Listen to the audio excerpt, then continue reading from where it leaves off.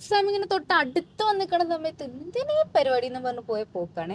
അതിൻ്റെ ഇടയിൽ ബസ്സിൽ സീറ്റ് പിടിക്കാൻ ഓടി ഒരുത്തി ഇവിടെ കൈ മുറിച്ച് വെച്ചോണ്ടിരിപ്പുണ്ട്. അങ്ങനെ നമ്മുടെ യാത്ര തുടങ്ങി. ഇത്രയും നാളും ബാംഗ്ലൂരില്ല എന്ന് പറഞ്ഞ് നടന്നിട്ടും ശരിക്കുള്ള ബാംഗ്ലൂർ കണ്ടത് ഇന്നായിരുന്നു. അങ്ങനെ 2 മണിക്കൂറത്തെ യാത്രയ്ക്ക് ശേഷം നമ്മൾ സ്ഥലത്തെത്തി കേട്ടോ.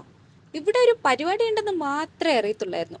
പക്ഷെ ഇവിടെ വന്നു കഴിഞ്ഞപ്പോൾ നമ്മൾ എല്ലാരും ഞെട്ടിപ്പോയി. വേറൊന്നും അല്ല മാഷേ, ലഹരി ഉപയോഗ വിരുദ്ധ അവയർനെസിന്റെ ഒരു പ്രോഗ്രാം ആയിരുന്നു.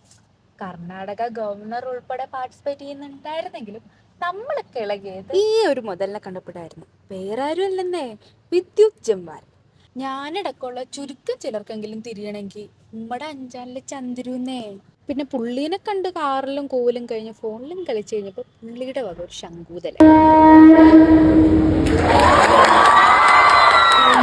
കണ്ടില്ല. ഇതായിരുന്നു അവിടുത്തെ അവസ്ഥ. ബാംഗ്ലൂർ വന്ന ആദ്യമായിട്ടായിരുന്നു ഇങ്ങനൊരു പരിപാടി. പിന്നെ എന്തൊക്കെയൊക്കെയോ കഴിഞ്ഞ് വിഷയകാലവും കഴിഞ്ഞ് നമ്മൾ തിരിച്ച് ഹോസ്റ്റലിലോട്ട് പോയി.